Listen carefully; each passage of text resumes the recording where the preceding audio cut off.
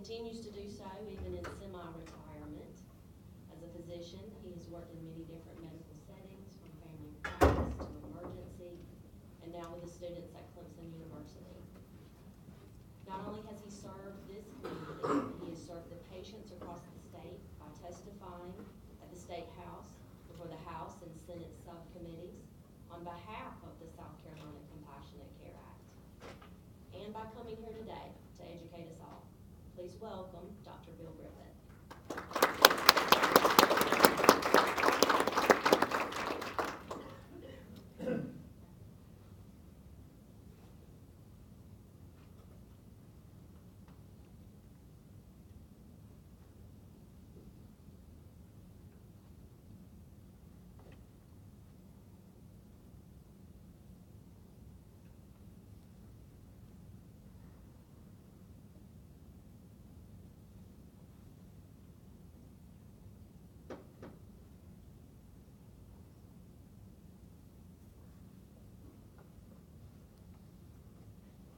Thank you so much. I appreciate you coming out today. As a physician, I have had a bit of time over the last year or two to learn a bit about cannabis. And one of the things that I keep hearing is about how many good things cannabis can do. But when I hear about what people who object want to say about it, often they will say, well, I don't know. It's illegal, at least on the federal level, even though, as Jill said, that there are 30 states and DC now where it is illegal, so there's conflict between state and federal law. But they've also been saying, both from law enforcement and from the medical community, well, isn't it the job of the FDA to tell us it's okay to legalize it? So my goal today is not so much to talk about a lot of the other things in the medical arena I can talk about, but the intersection of medicine and the law. And why is it illegal?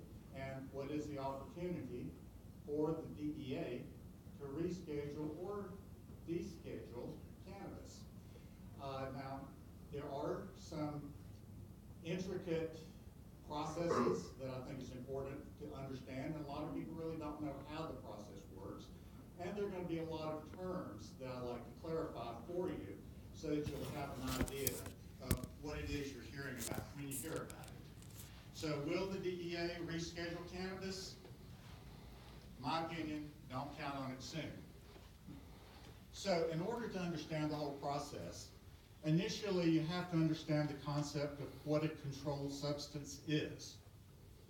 In 1970, as part of the effort to wage a war on drugs, the Controlled Substance Act was passed.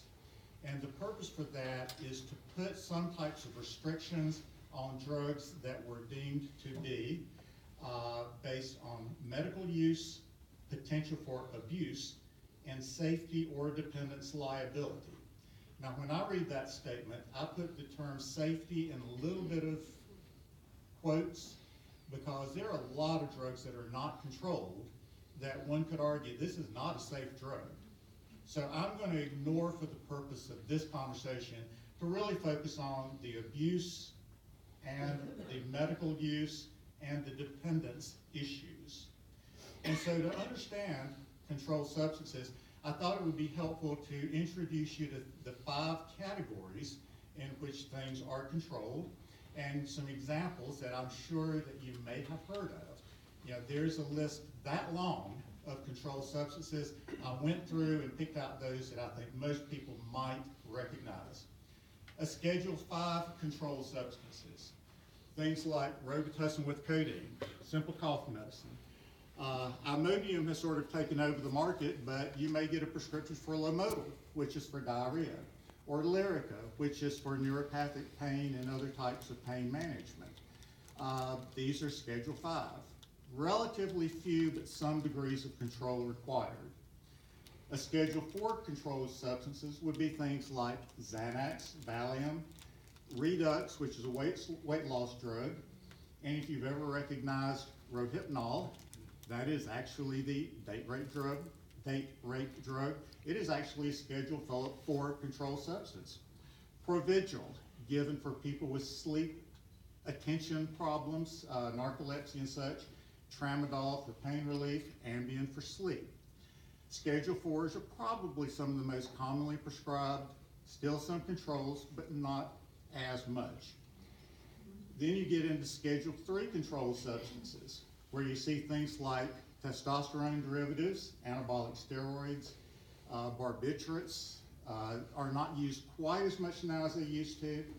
Tylenol number 3. Now, one thing that I find really interesting about the next one is Marinol.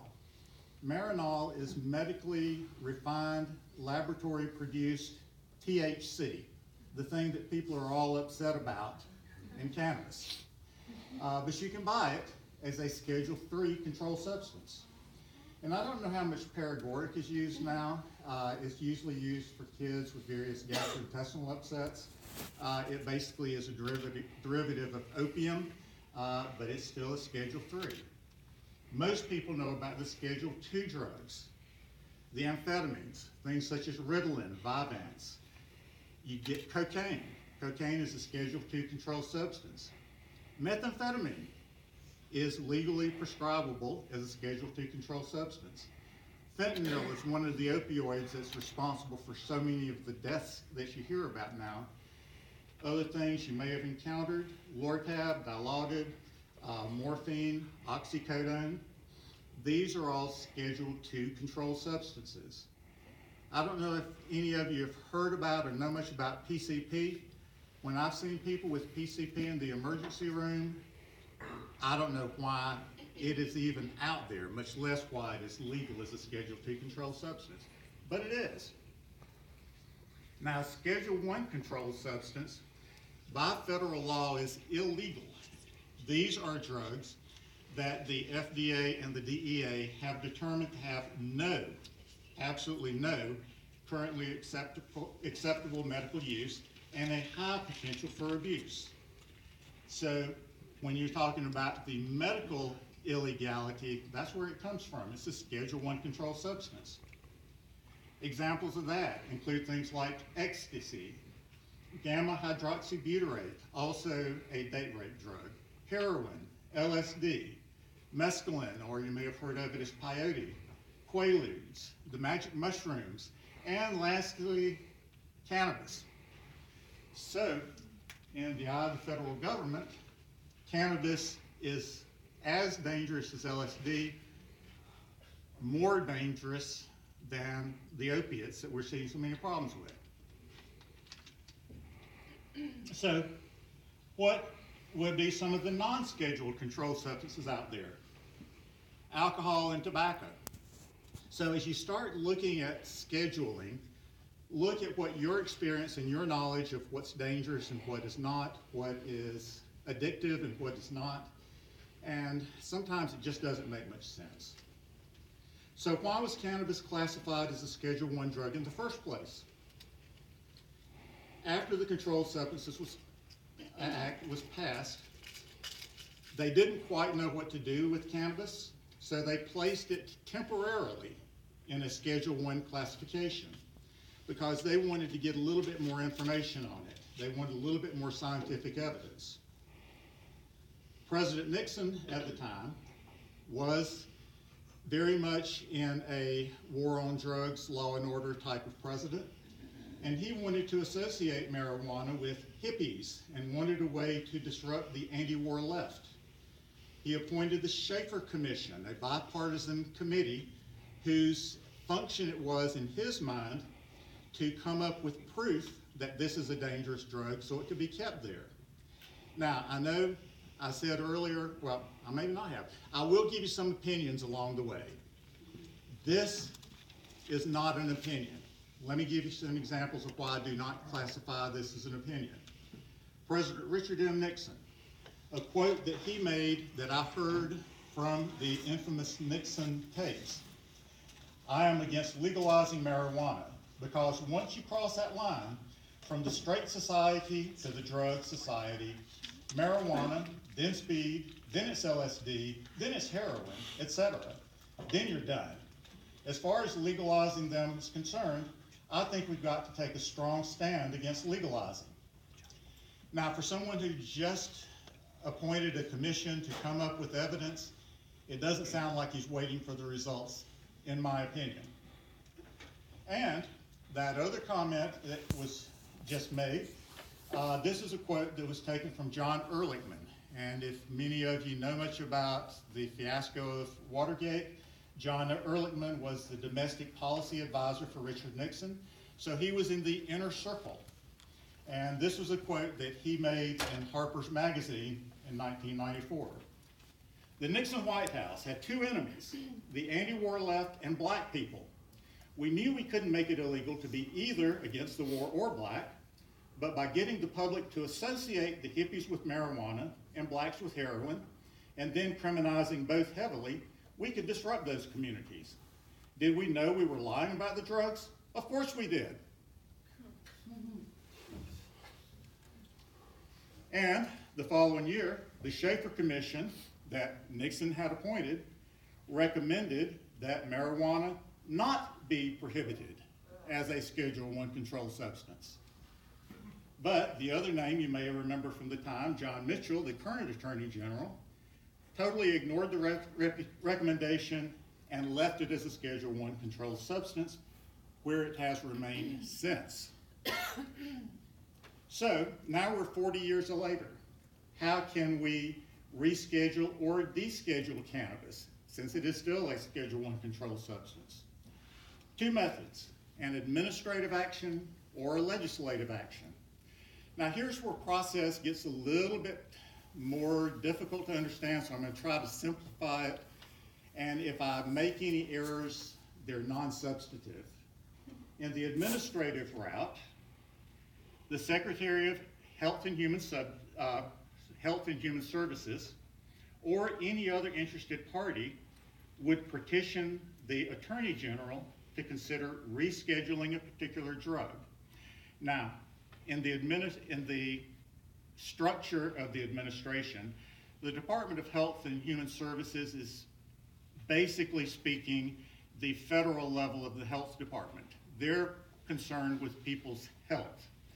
Underneath within the Department of Health and Human Services, you have the FDA, the Food and Drug Administration, and they're the group that is supposed to evaluate drugs and other things coming onto the market. Now, once that petition has been made, the Attorney General would review the petition and then make the formal step of asking HHS for a scientific and medical evaluation and to make a recommendation, which would be done through the FDA, where they would conduct the assessment of the available information and make a recommendation for whether it should be rescheduled. So what's the process that the FDA would follow?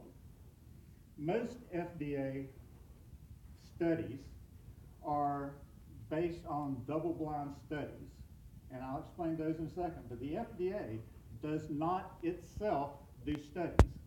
They evaluate studies that are done by other scientists. And the two things that they're looking for is evidence of safety and effectiveness. So a double-blind study is a study where you're looking at what happens under this circumstance and the outcome of it, where neither this human subject, the person being studied, nor the researcher knows whether they're having an active drug or a placebo, a totally non-active drug. And that's supposed to eliminate any bias on the part of the outcome. Most new drug investigations involve a single chemical. There are occasionally situations where they may look at a combination of 2 or 3 different chemicals because they somehow work together with each other. Botanical drugs, such as cannabis, would follow a very similar process. If after reviewing all the studies that have been done, the FDA believes this to be a safe and effective drug, it would recommend that the drug be allowed to be manufactured and marketed.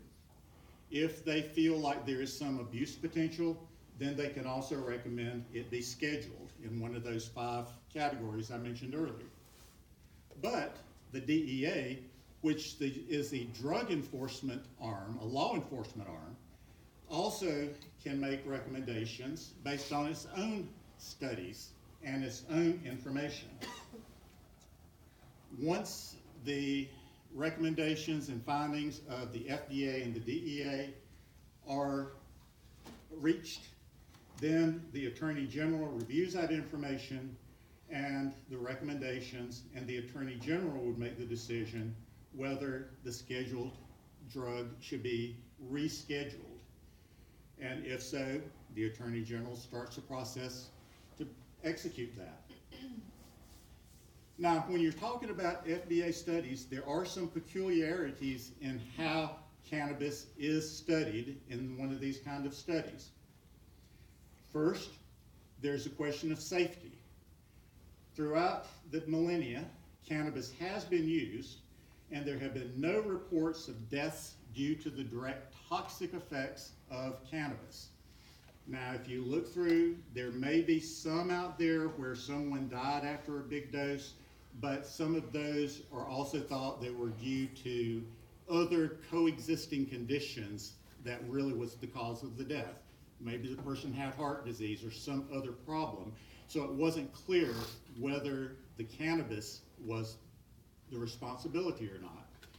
In fact, I have seen estimates that in order to reach a potentially lethal level of THC, you would have to have between 10 and 20,000 times the amount of THC that you would see in a dose of cannabis.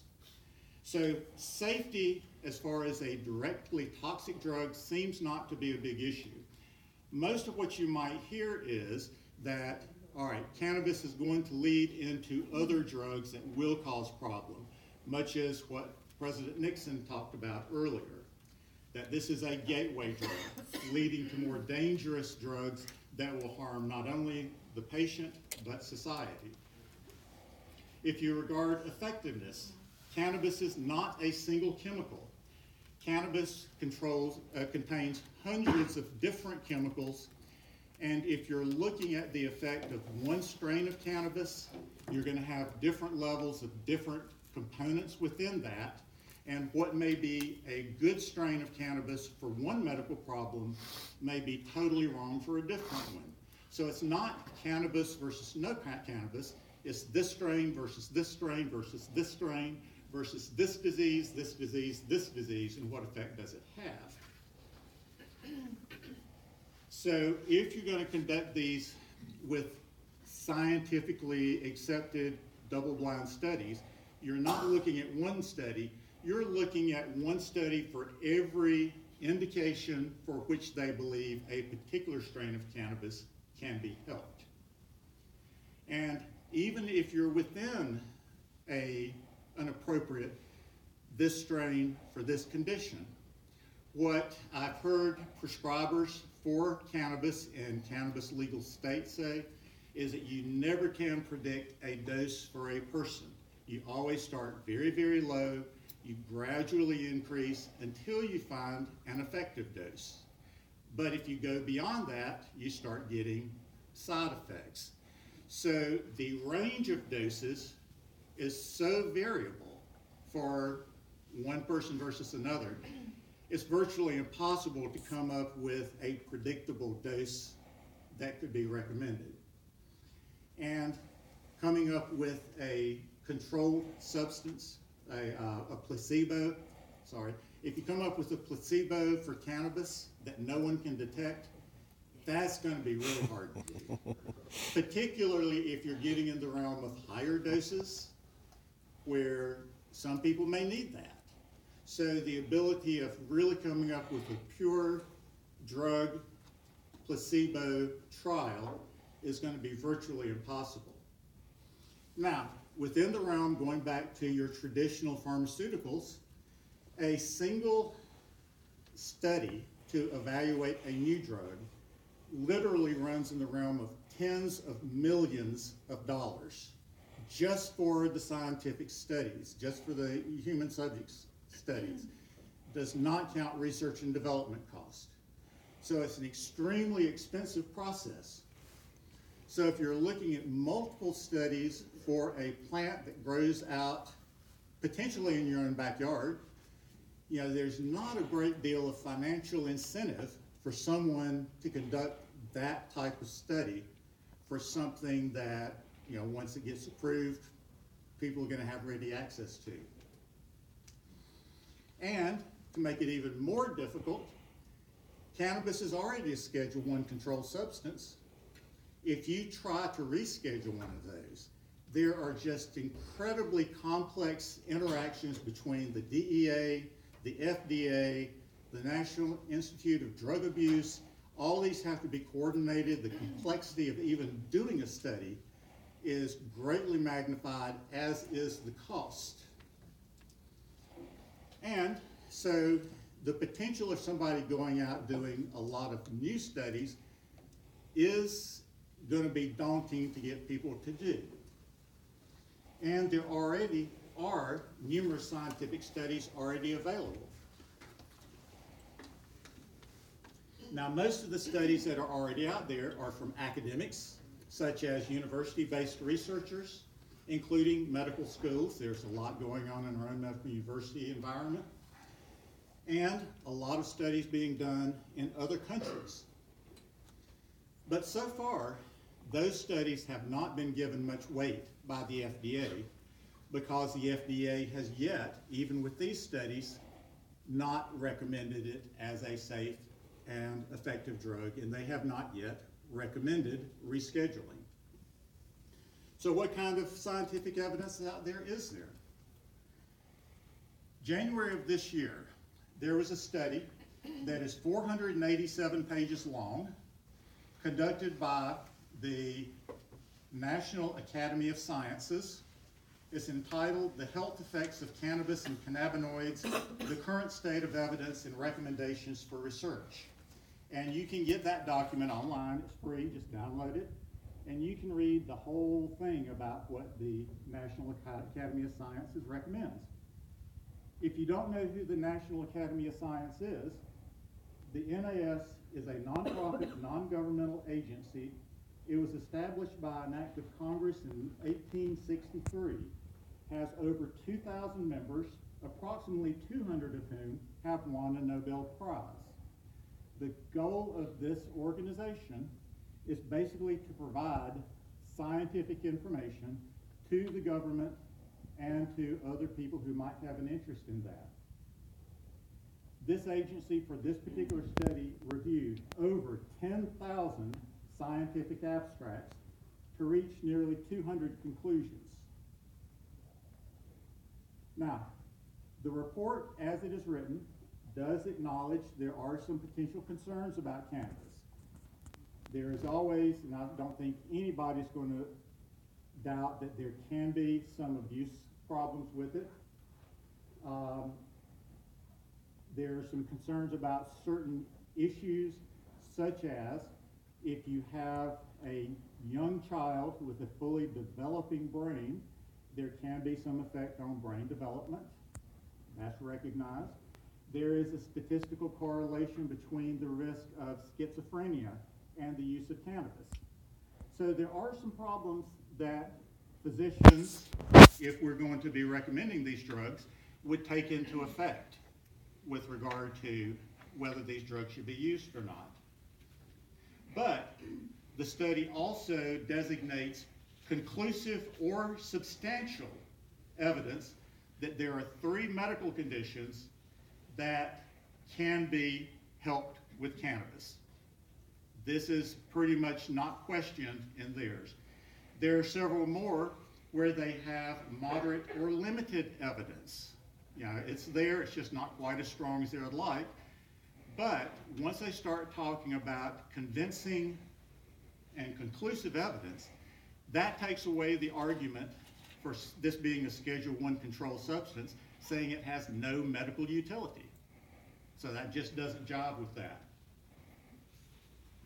And the way I interpret that, it also says that there are some that have demonstrated limited, or insignificant evidence, including epilepsy, which, if you talk to most people with direct knowledge, know that from their own personal experience, cannabis is helpful for epilepsy.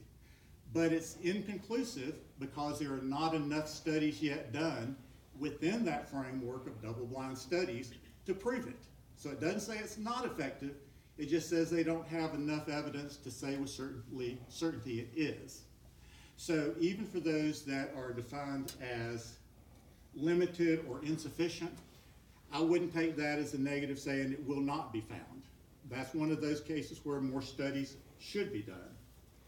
So, given what I've just said, why has the FDA not made recommendations for rescheduling or descheduling cannabis based on some of those studies from a very highly regarded, respected organization, the National Academy of Sciences? And why has the Attorney General not considered all available scientific evidence? Now, there are two places I will talk about opinion. This is my opinion. You can take all the information you learned today and make your own opinion.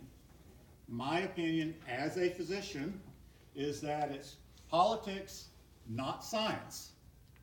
Yeah. It's beliefs, not evidence.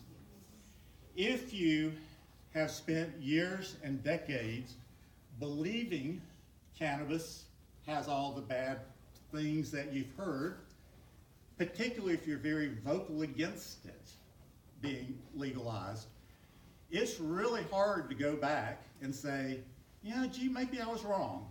Maybe I need to revise that statement. So some of the beliefs are so deeply entrenched, I believe, that's where a lot of this is coming from. Now, Jeff Sessions, our current Attorney General, he is quoted as saying, "I've never felt that we should legalize marijuana. It doesn't strike me that the country would be better if it's being sold on every street corner. We do know that legalization results in greater use." Sounds an awful lot like President Nixon to me. And just within this last week, I'm sure you've heard about the memo that he sent out, which basically takes away some of the non-interference policies of the Obama administration. But if you've read that memo, he quotes in there, "These statutes reflect Congress's determination that marijuana is a dangerous drug and that marijuana activity is a serious crime." So if the Attorney General is the gateway to things being rescheduled so that they can be available and even studied, that doesn't sound like somebody to me that sort of is receptive to the process. And then President Trump, it was quoted earlier, senior Trump administration member, Senior Trump administration members have hinted in recent days that they plan to act more strictly enforce drug laws, a reversal from the Obama administration, which largely tolerates legal marijuana industries in states where voters had given the go-ahead. But the Trump administration also has been given contradictory statements on its position. We really don't know what the president feels about this. At times he will advocate states' rights, at times he supports his attorney general, so we just don't know. So, the other method of getting it rescheduled or descheduled is through congressional action.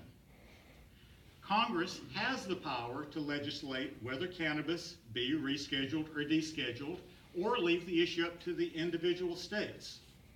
Currently, at the federal level, there are 30 bills filed in Congress about cannabis, most of which relate to some lessening of the restrictions. Despite numerous bills that have been filed in the previous years, none have yet made it out of committee. So, my second opinion, An October 2017 Gallup poll reveals that 64% of all respondents support legalization of medical cannabis. A 2013 poll by the New England Journal of Medicine showed that 76% of physicians favored medical cannabis. In the current opioid crisis, many believe that cannabis to be a much safer alternative for pain management. There is also evidence that cannabis can be useful to get many addicts off of opioids. It can be an exit drug, not an entry drug. Treatment for other disorders, such as seizure disorders, may be more effective, less expensive, and with less side effects than many of the traditional drugs. But more well-designed studies are needed and are in progress.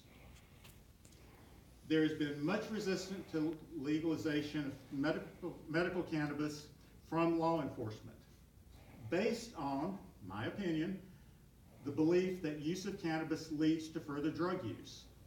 There are many studies out there right now that directly dispute that fact, and I think that much of the argument that law enforcement is using has shifted away from that more toward, well, it's illegal, so we're going to support the law.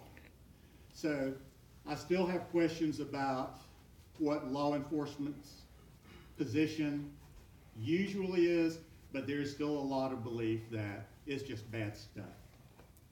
And there are many people who haven't looked into it who still believe in the depiction of marijuana shown in Reefer Madness.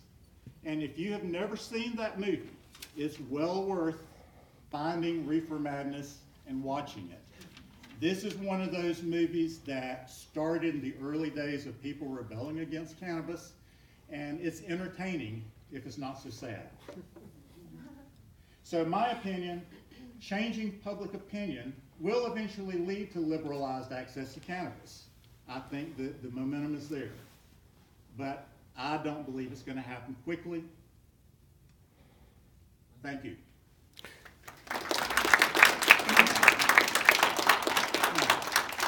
Do we have any questions later, or how do we do the question? Questions now. So, who learned something new? Does anyone have any questions for Dr. Griffith? Yeah, let me ask one question. Sure. Well, what's the difference between recreational marijuana and medical marijuana? Well, medical marijuana would typically be recommended by a physician, a practitioner, someone who is knowledgeable to treat a particular medical disorder. Recreational cannabis are the people who just like getting high. It's, if I could draw a rough analogy, there are some medical indications for which modest use of alcohol is actually beneficial. So if you're using some red wine at night for your heart disease, based on your physician's recommendation, that would be equivalent to the medical marijuana. If you like to go out and just get stone drunk, that would be equivalent to recreational cannabis. Now, not everyone who goes and uses recreational cannabis wants to get stone drunk, but it's a way of them self-medicating anxiety, stress, pressure. They just like the way it feels. Yes? Like states like California can see the financial benefits of having legalized marijuana. And is that something that like South Carolina is looking at? That there'll be some financial gain to this? That's always going to be a concern, an opportunity for many. And I don't know how many of the individual legislators that are looking in favor of cannabis being available are looking from the medical standpoint, but I do know, yes, there are some that are looking at this as an income source. You said that there are 3 medical conditions that are benefited by use of medical marijuana. What are those 3? Chronic pain, people who have multiple sclerosis with painful muscle spasm, and the third one, Cancer. cancer-induced nausea and vomiting. If you're on chemotherapy, the nausea and vomiting that goes along with it is awful, and cannabis is a very effective nausea-reducing medicine. With the CBD oil that's currently available over the county in South Carolina, sorry, I hit something on my phone. Anyhow, as a natural health advocate, I've suggested people use it, but their big fear is that it will show up in drug tests. Can you shed any light on that? My understanding is most of the time, no. But CBD oil that you get may not be 100% free of THC. There may be minuscule amounts there. And the law allows below, was it 0.3% of THC? But that could be, given the right test, enough to turn it positive. But that usually takes a pretty sophisticated, sensitive test. My understanding is that for most of the time, no, it won't show up. Okay, thank you. Yes?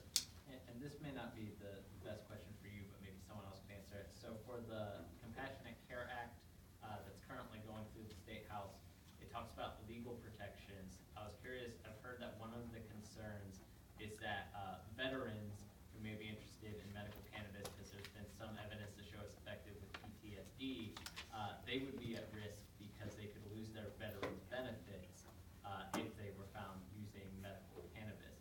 Does the current Compassionate Care Act offer any sort of protections, or is that something that's not able to be done because the Veterans Affairs is from the federal government? I'm probably not the most authoritative, but the Veterans Association is a federal agency, and until at the national level, it is deemed not to be illegal.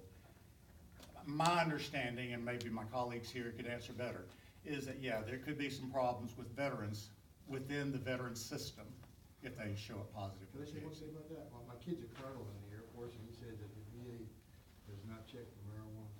That's what I was thinking. You know, so if you smoke marijuana, whatever you do with it, the VA's not gonna check you for it. And he told me that. And that may be one of those situations where nobody's looking, but the possibility is still there. If you get somebody that feels strongly, and they do, it could still lead problems. So is it likely or not? I really don't know. I'd have to punt on that one. I'm gonna take one, then I'll let others talk, and then I can answer later if there are any others. Yes? I was hearing about, some places are requiring people who, in states where medical cannabis is allowed to turn in their guns and stuff like that. Can you shed some light on that? I know nothing about that. Oh, Okay. I'm gonna let my next speaker get up. I don't wanna take up too much time. Thank you. Thank you again, Dr. Griffin. We are very appreciative to our next guest who traveled to be with us today, a little bit further down the road from our neighboring state of Georgia. He became an advocate as an extension to his most important role, which is a father. As a parent of a disabled child, his inspiration and determination led him, and now he leads others, to reform cannabis laws. He didn't just get involved, he has taken the fight to the federal level. Here to provide us a brief Cannabis 101 education, but to talk about the federal lawsuit against the FDA, the DEA, and Attorney General Jeff Sessions, please welcome Mr. Sebastian Platt.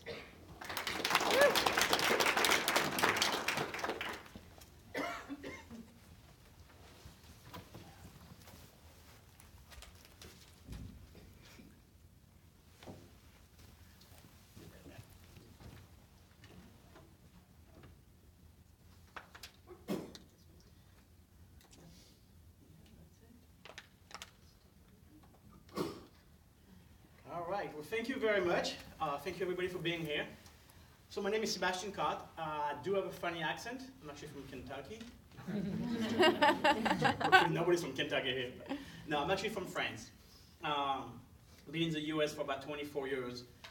So this is home now. I became a citizen a few years back. Like I was introduced, I have a little boy, and his name is Jagger. And Jagger has a very rare form of mitochondrial disease called Lees disease, and it's a progressive terminal illness. And that's how I get involved with this. So let's see if I can get this to work. Oh, that one, all right. See. First of all, to back up a little bit, I am not a medical professional or a lawyer. I am just a dad. That's who I am, and that's my little boy in the middle with my wife. I've been involved with this since 2013. And the reason I got involved is because of Jagger. Jagger was born normally, we had no issue with him at all. And then he was starting to get a little bit sicker and sicker, and he was not gaining weight, he was not progressing, he was not hitting his milestone. And finally, one doctor said, you know, maybe you need to check for mitochondrial disease. So that's what we did. We checked for mitochondrial disease.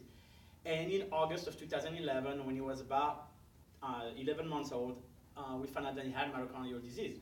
But we didn't know much about it, we didn't know what it was going to be, and even the doctor at that time wasn't really sure. So, you know, some people with mito, they can live a very long life, they just have a little bit of energy deficiency, so, you know, he's probably not going to play professional sports, but he might still be okay. Unfortunately, that's not what happened for us. A few months later, Jagger had some GI pain, and we ended up in the hospital because to try to help him out. And while we were in the hospital, he actually coded and stopped breathing and had to be put on a ventilator. When they put him on a ventilator, they did an MRI when he was sedated, and they found out that he had lesions in the brain which are matching with Lees disease, which is a very terminal, fast-progressing form of mitochondrial disease.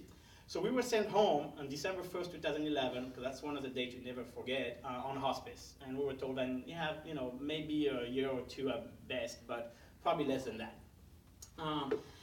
So we did a little bit of study. We researched, like, you know, any special need parents. I can tell you that nobody researched anything like a special need parents, not even the FBI or the CIA. You know, that's what we do. When that's what you have to do when you got to find out something to help your kid. You'll do anything. We were able to get, after begging and begging for months, we were able to get into an FDA approved trial, double-blind placebo trial in Ohio, in Akron, Ohio. We went there a couple times. And the drug seems to help him a little bit. Unfortunately, one of the trip, he got really sick in the plane, and we almost had to have an emergency landing. We were able to barely skip that. But we were told very nicely that we're not really allowed to fly with him commercially anymore. So it was getting really difficult. We drove a few times after that, but it was being very difficult. So we were looking for other things to help him out. And in 2013, I was just watching TV, just like I do, and was watching CNN, and I see this documentary called Weed, and about this little girl in Colorado that is using cannabis for seizures. And as a part of mito, Jagger has a lot of seizures. So one of the main symptoms that he has. So I'm looking into this, and I'm like, well, I don't know. I do remember cannabis from college. I'm not that old, you know, but that's about what I know. And I don't remember in college having any medical properties, but who knows? Maybe things got changed since then. So I started researching everything, and the more I look into it, the more I say, it might be something there, you know? And again, Jagger is terminally ill, he doesn't have a lot of time, so if there's something there, we gotta look into it. We really gotta push it, we really gotta try to see if we can do anything about this.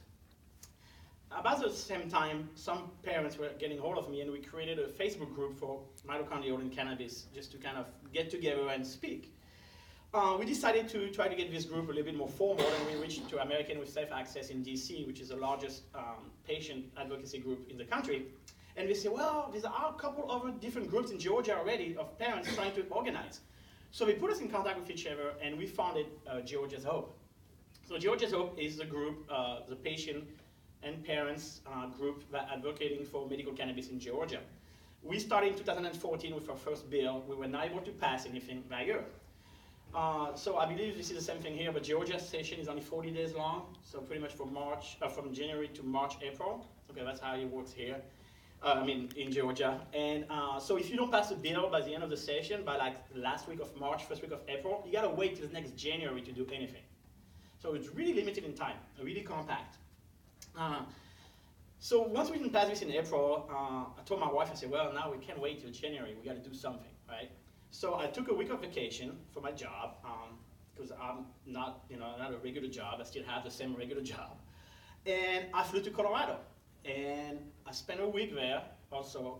And I went to talk to growers, to doctors, to patients, to dispensaries. And I tried to get as much information as I possibly could to make the best decision. I flew back home, and I remember in the plane on the way home, I said, okay, I think we need to do this, but now I got to sell my wife on it because, but I said, well, I'm in sales. That's my job. I've been doing sales my whole life. So if I can't sell her, then I probably should quit my job and do something else. It went really quickly and really fast, and she wasn't really much in favor. The issue we got is obviously we couldn't fly to Colorado because remember that emergency landing thing? Yeah, that's still happening. So we had to drive. So our hospice team in Georgia say, at this point, you're looking 50-50, he's not going to survive the trip. He's so sick and it's so hard for him to be outside of the house, outside of his equipment. But, we had to do it. So we tried, and we left in August of 2014, we left for Colorado. And let me tell you, I've done quite a few challenging things in my life. I moved here without speaking a word of English when I was 16 by myself. That was still much easier than this trip to Colorado. It took us 6 days. 6 days of quote-unquote hell to get to Colorado. We could only go about 3, maybe 4 hours a day, then he was getting in the position where he was screaming so much. His breathing was starting to get really bad, and then we were running out of battery on the generator, on the compact portable concentrator for the oxygen. We only had so many tanks, so we had to stop, spend the night at the hotel, get him to relax, do all these treatments, recharge all the batteries. But we made it to Colorado, and we right away got a medical card and started him on cannabis. And his first dose was August 20th, 2014. That's another one of those days you don't ever forget. Now, one thing about mitochondrial disease and Leigh disease is if you get the diagnostic of Leigh disease before the age of 2, 95% of those kids are not going to make it past their 4th birthday. It's a really, really quick terminal progressive disease with no cure even in the horizon as of today. We moved to Colorado right before Jagger got his 4th birthday because we had to. We're getting to the top of his life expectancy, so we had to be. So I'm going to fast forward this a little bit because I got a lot to talk about. But we got in Colorado, we got him on CBD first, we added some THC, we got him on a very nice protocol. He did really well. We reduced his seizures from about 10 to 12 a day to about 3 to 4 a day. We reduced his pain. There's a lot of muscle pain with lactic acid buildup and things like this with mitochondrial disease. A horrible crisis where we spent hours screaming, where really nothing would work, and we just threw everything at him, morphine, oxy, whatever. When you're on a hospice, you get whatever you want, as much as you want. So that doesn't matter. We just give him all those medication. We reduced those pain crisis by 85%. Jagger in September turned 7. He's still here, still with us. He's 100% off oxy, and he's about 90% off morphine. So just like he's in cannabis. And the thing is, this is just now one story. Like, I've been speaking and doing this for years now, going all around the country, and it's so many people that are like Jagger. Yes, in an anecdotal study, it's not double-blind placebo, and the FDA is not going to say that's true, but it can, at what point does all those stories become science, right? I mean, are we there yet? Are we crossing the line? We have to be soon, because it can't just be a coincidence that all those kids, all those patients are doing better by using cannabis. Now, Jagger is still sick, he still has a terminal disease, he's still on hospice, and we know it's not a cure. But at the end of the day, this is giving him a much better quality of life, which is all we could do for him, so we're very happy of that. After about a year in Colorado, we had to move back home. Several reasons. One of us is because we were literally just supposed to be there for 3 months, and we were there for 13, so everybody was like, hey, are you coming back? Like, our job, The other thing too is what Jagger got much better in many aspects, his breathing got worse because of the altitude. And he never got used to the altitude in Denver, so we had to move back to, well, not sea level, but pretty close, to Georgia. So we're back. We were able, in the meantime, I was flying back and forth. We were able to actually pass a bill in Georgia to allow us possession. So we have legal possession of cannabis oil with up to 5% THC in the state of Georgia. However, a big problem we have is we have no access. So we have 3,000 people in the registry. We have 15 conditions, including mitochondrial disease, which was the first state in the country to have mito. We put that in for Jagger. And sickle cell anemia. We were also the first state in the country to have sickle cell anemia as a qualifying condition. But it doesn't really matter because we have zero access. So since 2015, we've been fighting for access. We still don't have it. Our session is starting tomorrow morning, so I'm going to be driving back tonight and be ready for that. It doesn't look like we're going to be passing anything this year. Unfortunately, we're getting a lot of opposition, but we're still here and we're still going to be fighting. So anyway, that's Jago's story. That's the reason why I'm doing what I'm doing. That's the reason why I'm speaking at all this event. And you know, when cannabis changed your life like this so much, when it give you hope that you didn't have before that, then I'm just trying to do my little part in trying to repay it and repay everything he brought me by trying to educate people as much as possible so everybody can go and, you know, at the end of the day, power is in numbers, and the more people we push for it, the more people we tell the stories, the more people we share when they want it. That's how we're going to get things moving. Now, let's talk a little bit about history. Now, I know history is boring. Well, I was a history minor in school, so I like it, but most people find history boring. So I'm going to go through this and just give you a little bit of details on cannabis, because I think it's important to understand the history and how we got to where we are today in order to be able to fight this and to pass legislation. Now, this is not new. If you look at this, 27 BC is actually when we start having the first reference of cannabis in the Chinese civilization. So cannabis has been around forever, right? This is not new at all. In 1500, BC, they actually have text in the Chinese pharmacopoeia saying that they were using that plant of cannabis to help several medical conditions. The Egyptian, the Indians, the Greek, the Roman, all of them, all the civilizations used cannabis for different things throughout the history. So it's been around for a while, but if you look at modern history, it actually came to the US, or to America, in 1611 with the Jamestown settlers. And after a while, after a few years, it was actually mandatory for farmers in some of the colonies, especially Virginia, to cultivate hemp. It was a law. If they were not doing it, they were getting a fine. We know, and we have text showing that Thomas Jefferson, George Washington, both were hemp farmers. They had hemp in their farm. So we came from the place where it was mandatory to grow to a place today where it's, if you grow, you're going to jail pretty much. So how do we get there? That's what I'm going to tell you guys. In Europe, Napoleon went to Egypt, and when they came back from Egypt, they actually brought cannabis back to France. And that was kind of the start to France seeing that it has some medical properties in the early 1800s.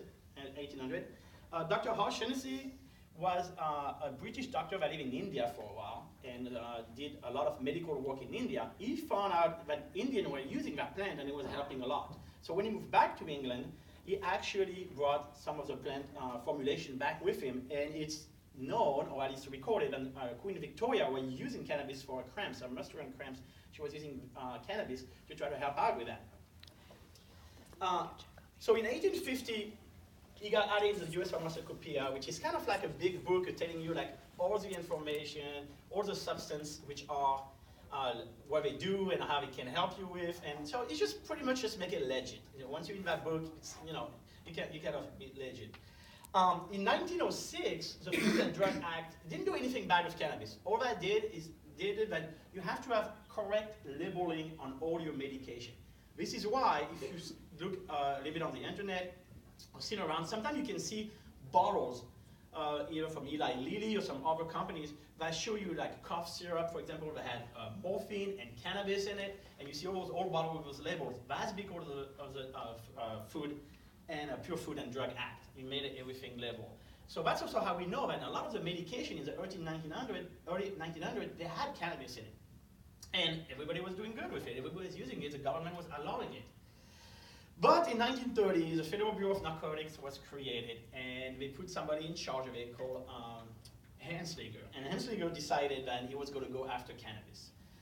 He decided that cannabis was not good for you, and he wanted to just really show that it was a bad drug and it was bringing bad things to the US. Now, there were a lot of issues and a lot of reasons why that happened. We could literally spend hours just talking about this. But some of the reason, very quickly, was obviously to protect business interest of some very popular and very important people, like William Hearst, which was a newspaper mogul, and he had a lot of interest, financial interest in a Canadian papers company.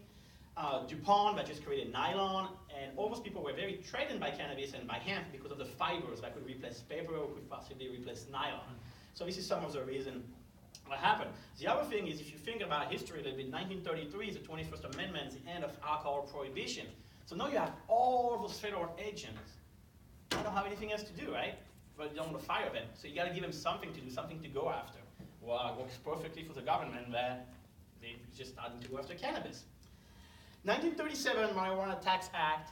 Now that is where a lot of people think is where cannabis became illegal. That's not exactly true. All that did is, no, it's bad enough, but all it did is that if you wanted to use cannabis, you have to buy a stamp. You have to pay a tax and buy a stamp. So if you were fairly rich and have the resources and the means, you can still use and buy cannabis. What happened is they made it pretty expensive, and most people just didn't bother, and most doctors also had to go to a process, did not bother, and say, we'll just give them something else instead. But technically, it wasn't really illegal at that time for everybody. Now, one thing interesting about the Marijuana Tax Act is that in 1969, many years ago, in Leary versus United States, it actually was shown to be anti-constitutional under the Fifth Amendment, because if you were to buy that stamps, you were self-incriminating yourself and you were doing something wrong. So it got thrown out of court in 1969, quickly after replaced right away by the Controlled Substance Act in 1970. But at that time, like Dr. talked about, the reefer madness craziness time, they decided to remove cannabis from the US pharmacopoeia, saying that, cannabis is bad for you, and they were just this all propaganda in the US of cannabis was bad, and it was going to make you do really bad things, and it was only used by jazz musicians, and even people testimony in court saying that if you use cannabis, you're going to turn into a bat. And this is true, I'm not joking here. The government expert was in court saying that you will turn into a bat. You can Google it. I know a lot of people that use cannabis. I never seen anybody turn into a bat, but maybe that's where Batman come from. I don't know. Maybe that's what he does in his cave, right? I don't know. Now, the city of New York City obviously was one of the biggest places in the US, and they had an issue. The mayor at the time, LaGuardia, say, I really want to get to the bottom of this. I don't think it's that bad, but the government is telling me it's horrible. I got a really big city I have to control. If cannabis and marijuana is a problem, I really need to know that. So he created an investigation team and a commission, and they studied for about 3 years. And they came back in 1944, and the report saying pretty much that cannabis is not a problem in New York. It doesn't show to be addictive. It doesn't show to lead to use other drugs. It doesn't show to be related to violence in any way. And pretty much it's just not a problem. And cannabis is really not as bad as we make it sound to be. Obviously, Anslinger was not happy about the report and said, this is really unscientific, and it's New York and we don't worry about it, and he just kind of dismissed it. But it was very interesting to see that in a large-scale study of a very large city, the largest city in the country at the time, it was shown that cannabis was not bad. Now, 1952 is when the Bug Act came. The Narcotic Act came a few years behind that. But what happened, it gave him mandatory sentencing. And the reason it was bad is because it gave it a 2 to 5 years mandatory sentence, even for first offense. But it did not differentiate between cannabis, heroin, or cocaine. So if you had a garage full of heroin or a joint in your pocket, it was the same sentence, 2 to 5 years minimum. And he had no differentiation. And that's really when things start getting really bad for people, and when they really started to go after people using cannabis. Now, the interesting thing to see in the meantime, around the world, people are still looking into cannabis. And in 1964, Dr. Raphael Meshulam at the Hebrew University of Jerusalem actually discovered and isolated the compound of THC. So the rest of the world is doing research and finding out more about cannabis, and then the US is making everything they can to make it illegal. As we talked a little bit earlier, 1969, they said the Marijuana Tax Act was unconstitutional. 1970, they came up with the CSA. We already talked about the CSA today. We already talked about the Schaeffer Commission. The only thing I would add on the Schaeffer Commission is that it was overwhelming. Came out saying this is not a problem. This should not even be in any of the schedules. Not even be in 2 or 3. It should be totally descheduled. Obviously, Nixon and the administration at the time said, no, we're not going to listen to it. So they spent all that time and all that money on this commission because Richard Nixon actually started that commission and put it together in place and decided to actually ignore it I believe his hope was that they came out and saw him and he was really bad, so he was going to give him some ammunition, but they didn't. Now, in 1973, the DEA was established. It was kind of the next step of the Federal Bureau of Narcotics, and they used mostly the DEA to go after the CSA and to say, we got to enforce the CSA. We got to make sure that this is happening, and people are going to continue the law. And so they decided to create the DEA. Now, we already talked about Marinol, that came out in 1985 as a synthetic THC. What's interesting about Marinol is that when it came out in 1985, it was put in Schedule 2. Schedule 2 is kind of pretty restrictive to a point. You can only get so much. You need to go to your doctor every so often to get your prescription renewed. So the drug company didn't get happy about that. And they say it's too hard for people to get. So they petitioned the government, spent a lot of money on lobbyists. And in 1999, guess what? Marinol got moved to Schedule 3, just magically like that. So if you look at it today, you got a synthetic THC made in a lab that has 0 plant in it. That is a Schedule 3. And then you got the real things, a plant with all the cannabinoids, the terpenoids, the flavonoids, everything else, that is absolutely illegal. Again, another way where the government doesn't make a lot of sense. California, in the meantime, said, forget about you guys, we're going to do what we want. In 1996, they became the first medical state. Now, the government has a patent. This is something most people don't know. The government has a patent on cannabis and on cannabinoid as antioxidant and neuroprotectant. So the government owns a patent that say that cannabis has medical property. I mean, this is as clear as you can see if you read the patent. But at the same time, they tell you it's a Schedule 1 substance because it has no medical properties. Again, another reason how the government is really conflicting itself. Now, the interesting thing about the patent is that it's expiring this year. So I don't know what's going to happen to it.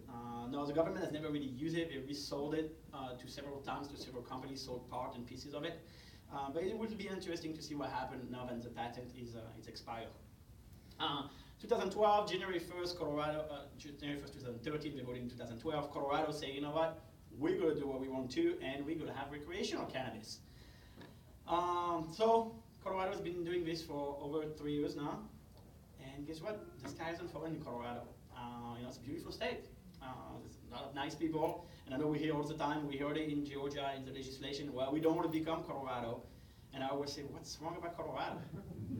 They don't fire teachers. They actually have art in school. They close jail. What's bad? They build school. So, nobody has ever been able to tell me what's bad about Colorado. They just say, we don't want to be Colorado. The core memo, I just added this in the presentation because all of a sudden this became very important in the last 4 days.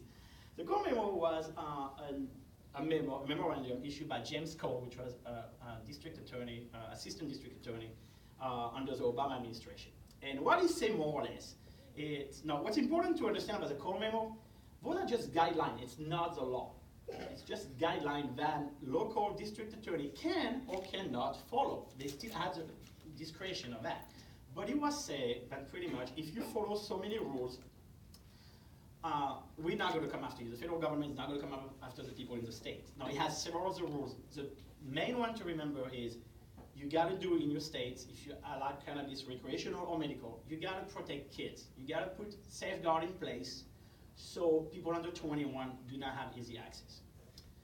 You have to also make sure that you cut as much as possible the black market. And then the last main thing is you have to do everything in your power to make sure the cannabis stay in your state. It doesn't go to other states. If you follow those, then the government's not going to come after you. That was kind of what the code memo was a guideline I was saying. Rohrabacher 4 amendment, which is now Rohrabacher Blumen, I can never say his name, amendment. That is a part of the spending bill in DC, and what that says is pretty much listed every state that had a medical cannabis law, and say that if your state is listed into this amendment, then the federal government should not be using, the DEA should not be using any money, any federal funds to go after your states. So again, it's not 100% protection because at a state level you could use state resources and state money to go after people, after patients, after dealers, after whoever. But you see that you cannot use federal money. The DEA cannot use federal money. So that was a nice layer of protection. That and the core memo together made people feel really good, right?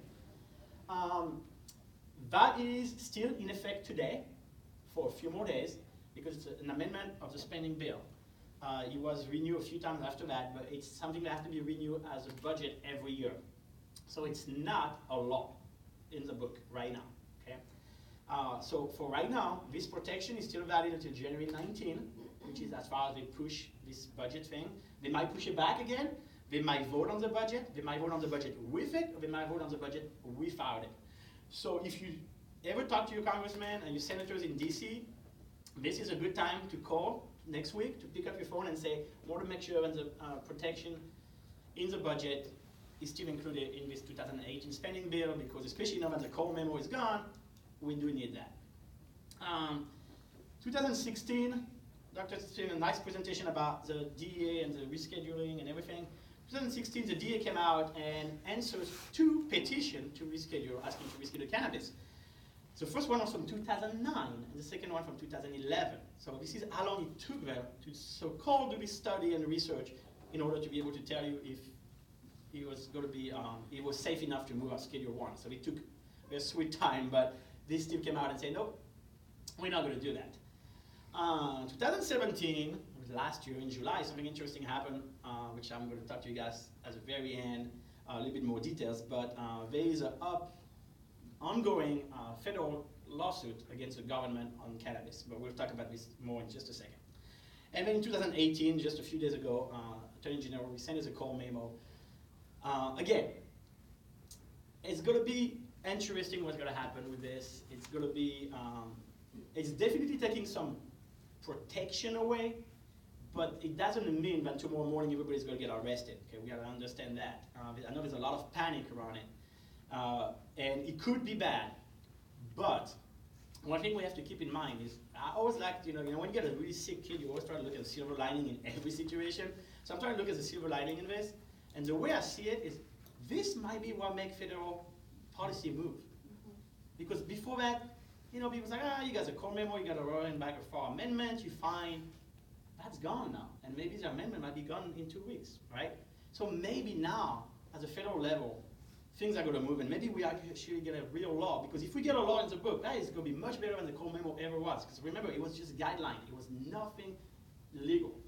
You could not use that as your defense in court whatsoever. So, again, trying to be optimistic about this. Maybe this is going to help. No, we'll see. So, quick, now I know you guys say 29 states. I like to say 30 because I like to count Louisiana as a state that has medical cannabis program. It's one of those situations where they have a law in the book, but they also have a law saying you can get arrested, so it's really conflicting, and they haven't fixed that yet. So some people count it as a medical state, some don't. I count it, but 16 states have limited program. That would be like you guys, that would be Georgia. It's still a Schedule 1 substance. That's the thing to remember and realize. It's still a Schedule 1 substance. And right now, we don't know what's going to happen. Obviously, we get conflicting message from the Trump administration. We get very bad message from the Attorney General office and the Department of Justice. So we don't know what's going to happen. Maybe we get a law, like I said. Maybe we get a law, and then that would help us out. So that's a quick map, just to show you guys. Green have full medical cannabis program, and by this I mean they have access. Now some of them are not set up yet. Ohio, Pennsylvania, Arkansas, we're still working the details, but at some point, all those people in the green, they have access to a dispensary. People in the red, kind of like you guys, Georgia, a lot of the other states, we have some laws. Usually we don't have access, and we have usually restriction in THC. The only exception to this is Missouri. They actually will have and set up dispensaries for THC, and so is Texas. They actually set up dispensary just to sell CBD. Just to sell CBD, which is obviously a really bad business move and probably won't last very long. But that's what they have. CARES Act.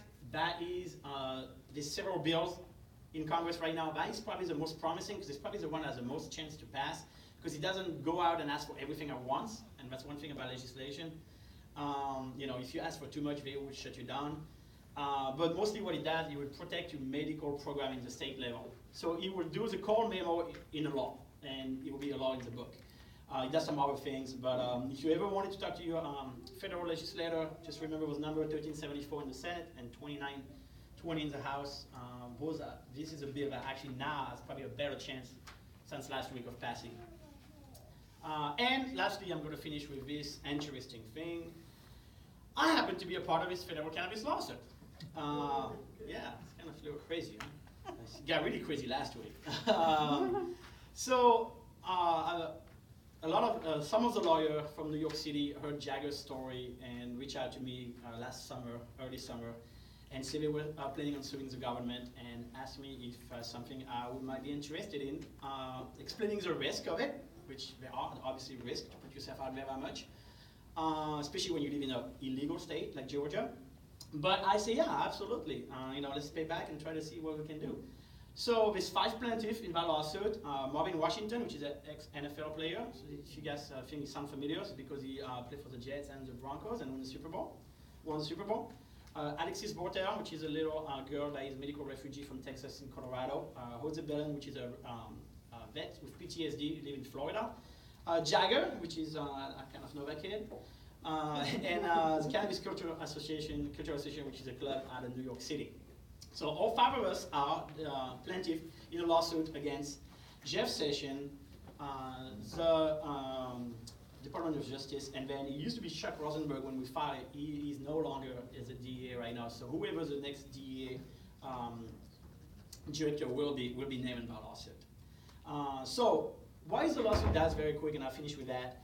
The lawsuit wants to say that scheduling of cannabis in the CSA is unconstitutional.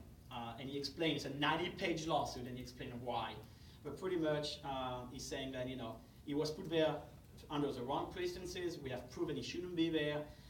It does infringe states' rights to do so under the 10th Amendment of the Constitution, it's illegal because of states' rights. Under the Commerce Clause, it's illegal because federal government can technically does not have any right to regulate intra-state commerce, just interstate commerce, not what's going on in the states.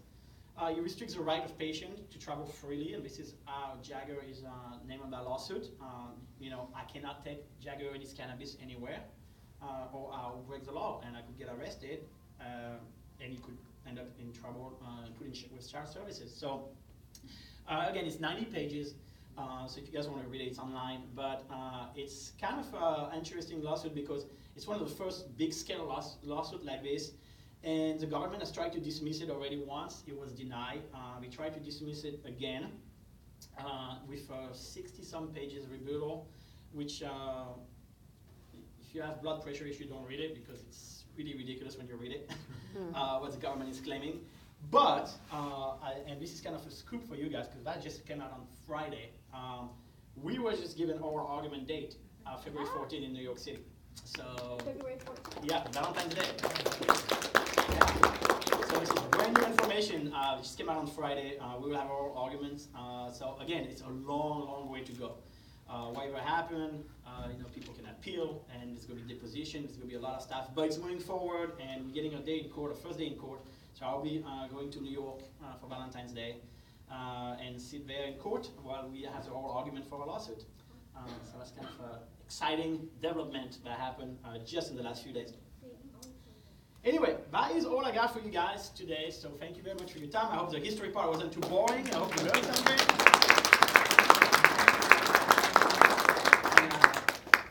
Don't know if you want to have any questions, if you have time for questions, or if we just move on and do questions. Due to time constraints, Mike could take one question if anyone has a really important question they'd like to ask. Can you explain mitochondrial disease dysfunction? Yeah, okay, I'll do it really quick. Pretty much, it's the energy cell in your body not functioning right. So your body does not produce enough energy. So when that happens when you're like an embryo and a fetus, then your organs don't develop the right way. So for Jagger, for example, he has brain lesions. He has horrible GI issue. His GI tract, his intestinal tract is not working well. He has muscle pain. He has a hypertrophic cardiomyopathy. He has a heart condition because his heart did not develop the right way. It can affect people a different way. So Jagger is kind of like the worst severe part of the spectrum. I know people with mito that are playing college baseball. So it can, and then everything in between. It's also why we don't have a cure. It's also why it's really difficult to get a diagnostic in a lot of the time because it can be camouflaged as something else. One thing that they are saying now is that a lot of the disease like ALS MS and Parkinson might actually be mitochondrial disease because they come from your body not producing enough energy. So that's a short, quick, like 5-second version on mito. Thank you. Thank you. You're welcome. Thank you.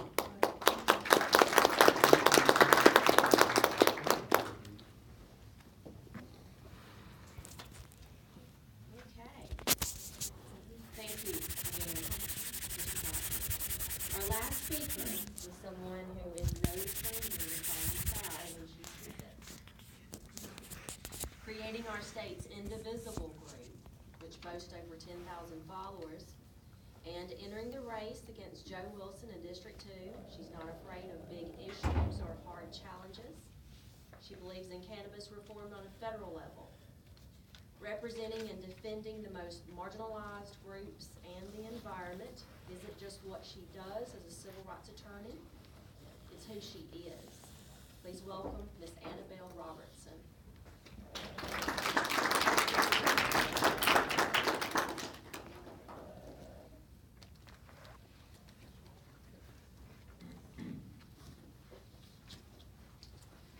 Hey y'all, my name is Annabelle Robertson, and I have a question for y'all. Who here has been drug tested before for work or anything related to that? You don't have to raise your hand, but I'm just curious. Raise your hand if you have. Okay, a lot of people, the majority.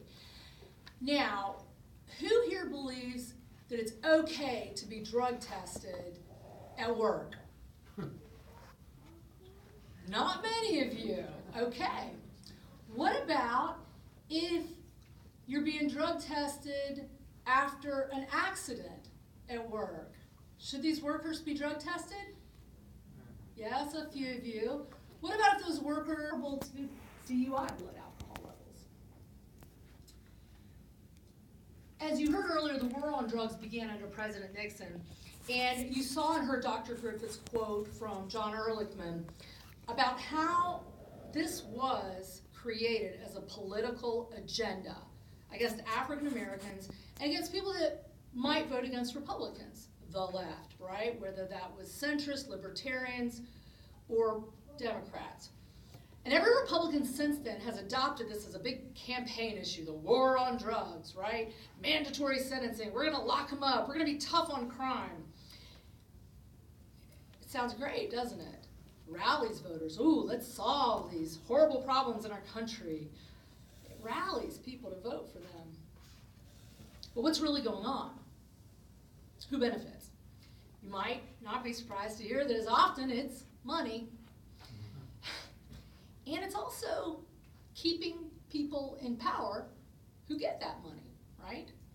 And a lot of that involves suppressing the vote of people who would vote against them. African Americans and the left, or anybody that's not voting in that agenda.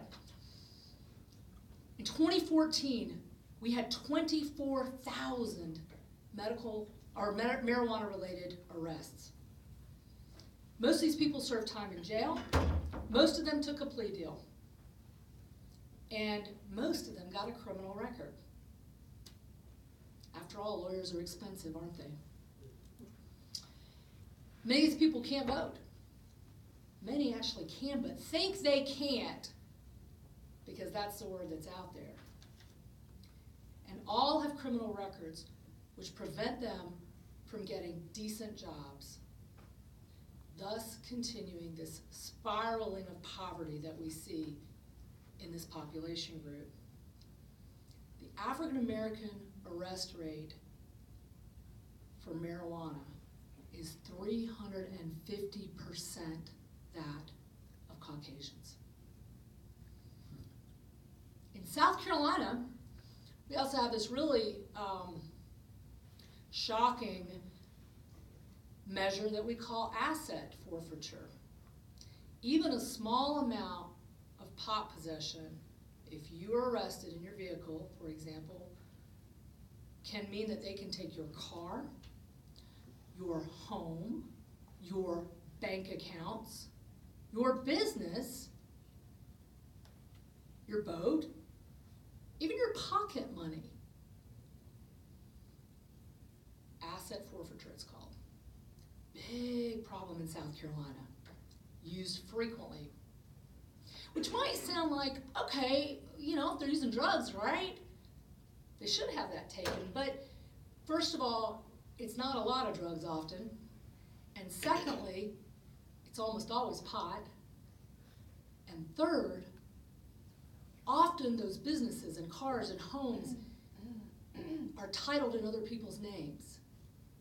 It might be the family car. It might be the wife's car.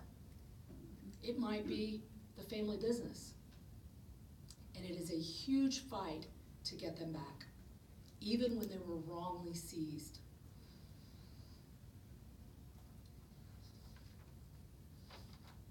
"72% of South Carolinians support the legalization of medical marijuana." Who would benefit? You've heard a lot about that today. Under the Compassionate Care Act, anyone with a debilitating medical condition, okay? This would include cancer, HIV/AIDS, hepatitis C, PTSD, Parkinson's, Alzheimer's, Crohn's disease, and anyone with a chronic issues of severe nausea, seizures, and neurological disorders, among others. In South Carolina, over 114,000 children with juvenile epilepsy would benefit from the legalization of medical marijuana. 10% of South Carolinians are veterans, and many of them have PTSD. Many of them also lost limbs in the last 3 wars. The wars on terror. They have a lot of pain. So why is it when so many Americans and South Carolinians want the legalization of marijuana, do Republicans like Joe Wilson, Trey Gowdy, Jeff Duncan, Mark Sanford, Tom Rice continue to vote against it? Once again, the answer is money. They are getting huge payouts from the Koch brothers, from dark money donors, the CEOs, and specifically the pharmaceutical companies and the healthcare companies who do not want a low-cost health alternative like marijuana to take over what they can charge us for pharmaceuticals, for drugs. Did you know that Americans are paying more for drugs than anyone else in the entire world? We subsidize the drugs of the entire world, every other nation, because we pay so much for those drugs, they pay so little. The average healthcare CEO earns between $25 and $45 million per year.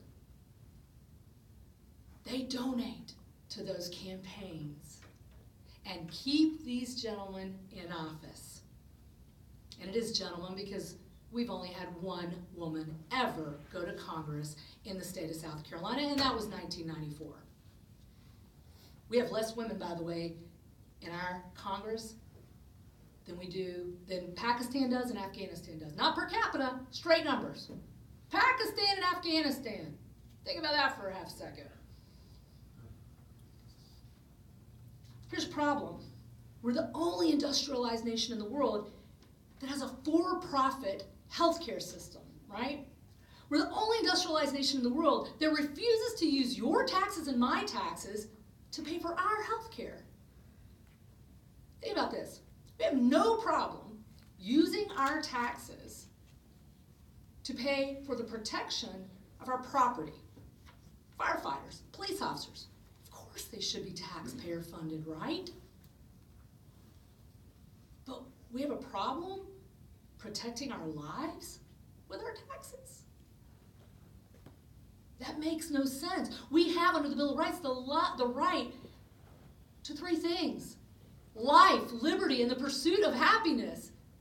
Well, who's going to be able to pursue happiness or freedom if we're not alive? If we're dying on the way to the hospital, or because we can't afford an ambulance when we have a heart attack? We accept this idea of free market capitalism, this for-profit system, and yet, two things I want you to be aware of. Number one, we have the lowest quality of health care of all wealthy nations. 14 wealthy nations, America is last. We think we have this great system. No, we do not. We have the worst health care system of the 14 wealthiest nations in the world. We also have the most expensive, by far, as you just heard and as you know already. And finally, Americans are the sickest and die the earliest than any of those nations and many other nations. We have one of the highest infant mortality rates in the world. And by infant, by the way, that's defined as a newborn baby up to age 12 months. Toddlers are dying in South Carolina at a rate similar to third world countries. We also have one of the highest maternal death rates. It's been soaring in recent years. I want you to think about that whole idea of free market capitalism for a minute. When you buy a car, when you buy a book at Barnes & Noble, when you buy groceries, you get to look at the price tag, don't you? You can call Carfax, you can call the dealer, you can look on Craigslist and decide which product you want for which price. You can comparison shop. Anybody in here ever been to the doctor and seen the prices listed? Nope. You go and you get the bill afterward, and you get what you get, and you don't pitch a fit, as my kids say. You pay it. Doesn't sound like capitalism to me. Sounds like a scam. 60%, here's the irony, 60% of Americans already have single-payer, universal, taxpayer-funded health care. Between the VA, TRICARE, Medicare, Medicaid, and CHIP, 60%. The 40% over here, many of whom are you, are funding this other stuff. Don't listen to them when they tell you we don't have the money. We do. We give $550 billion a year to corporations in tax relief. We just passed a tax bill where they do not close the loopholes. The loopholes still exist, and they went down from 35% set rate to 20%. And the loopholes are still there. Oh, and by the way, there were deductions for private airplanes and private golf courses and anyone who owns commercial property. Joe Wilson has commercial property in North Carolina, Georgia, and South Carolina, I understand. That went in at the last minute. What's the connection to marijuana?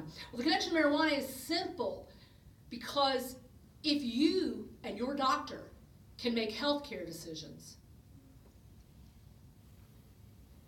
you and your children, if needed, can get the medical marijuana that you need. Under the bill proposed by Bernie Sanders to the Senate, with 15 senators currently on board, the system would mimic that which is in Canada. I lived in Canada for 3 years. I had that health care, and I can assure you I never waited for anything, and neither did my friends. Do not believe the propaganda. Decisions are made between your doctor and you, because the insurance industry is not a for-profit system anymore, right? So health care for all, your doctor would be free to prescribe medical marijuana, and your taxes would pay for it. Now, as Dr. Griffith explained, for this to happen, Congress needs to deschedule cannabis as a Schedule I drug. Most Democrats support this.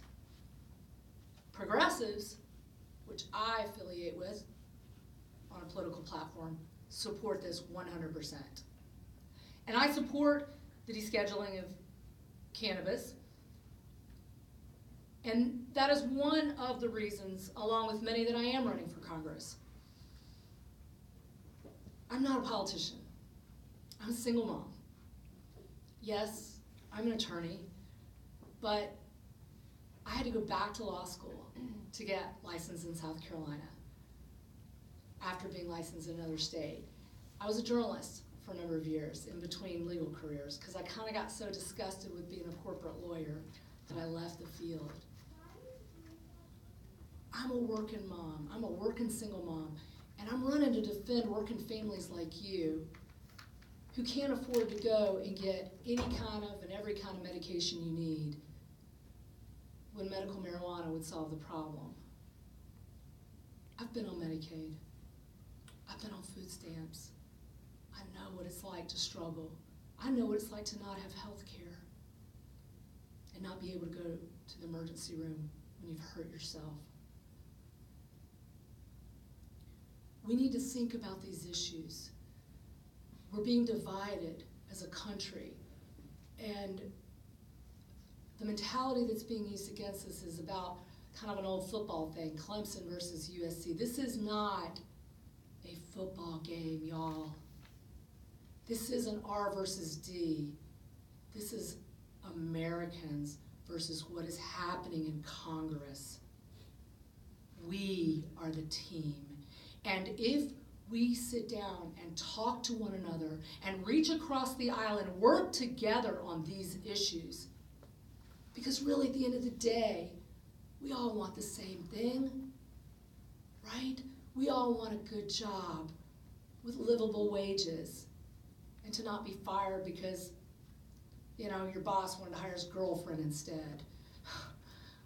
We want to be able to pay our bills, maybe go on vacation a week or two at the lake once a year, not be dinged for a day off so that you got to go to work sick. We want our kids to have a better life. We want our kids to go to college or get the skills training that they need.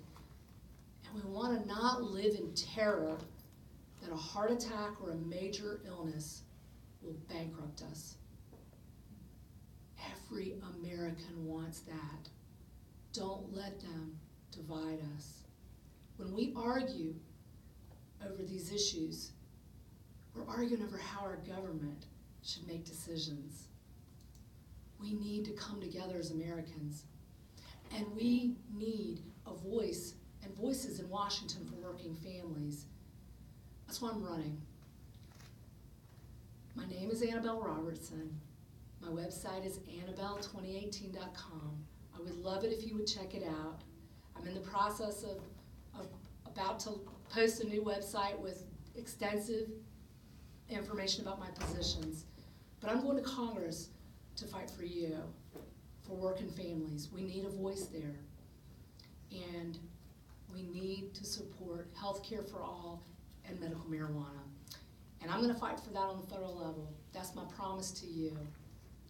And if you'd like to get involved in my campaign, if you'd like to spread the word, I'd sure be grateful. I'm Annabelle Robertson. I'm running for Congress.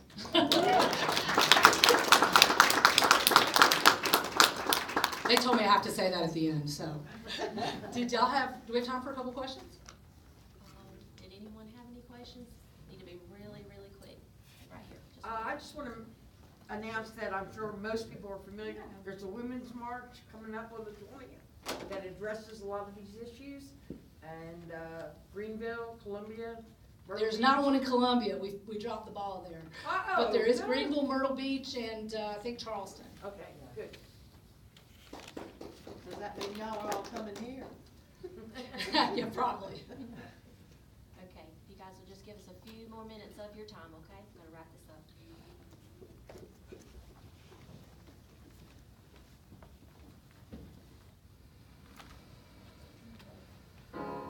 You're broken down and tired of living life on the merry-go-round, and you can't find a fighter, but I see it in you, so we gon' walk it out. Move mountains, we gon' walk it out and move mountains. And I'll rise like the day. I'll rise unafraid.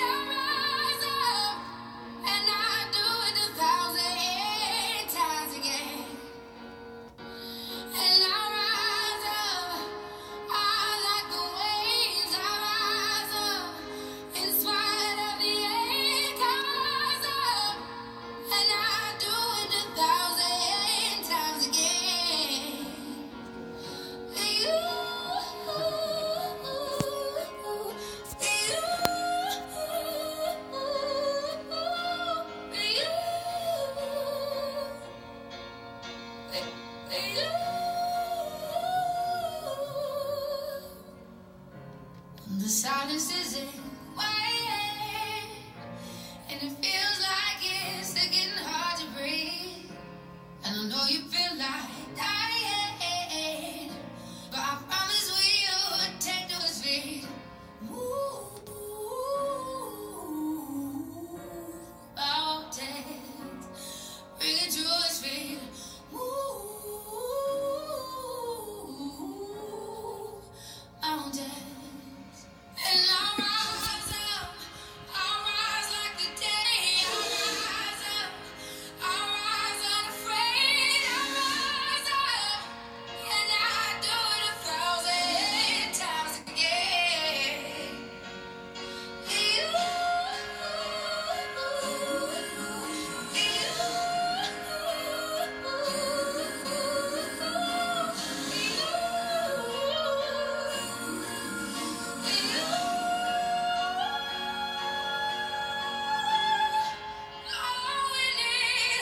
All we need is hope, and for that we have each other, and for that we have each other. And we will rise, we will rise, we will rise. We'll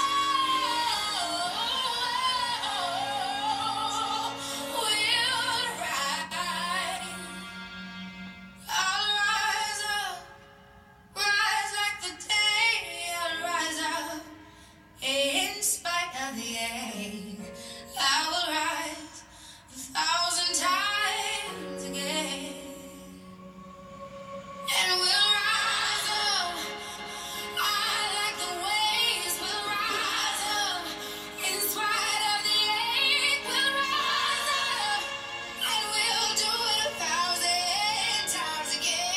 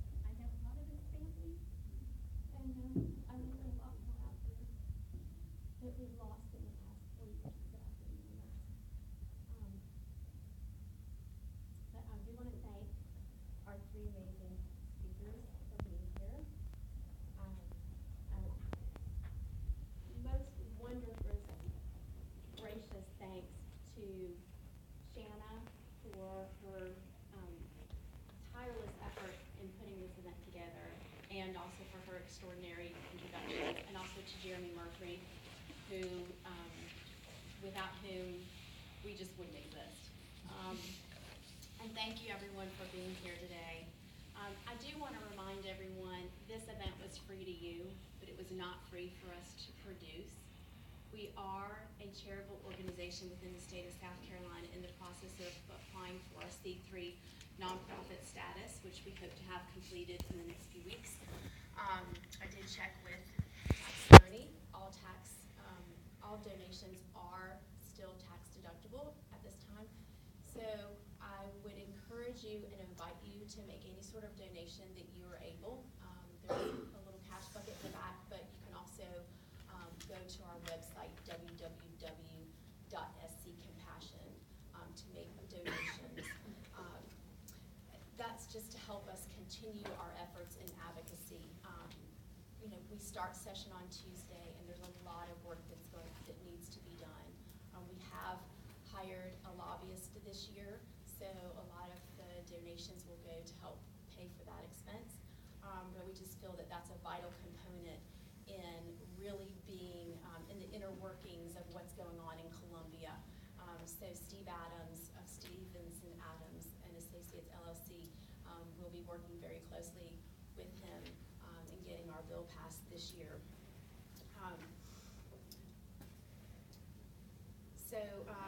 I guess that is all I have to say for today. I just really appreciate you all being here, and I just want to say, let's make it happen in 2018.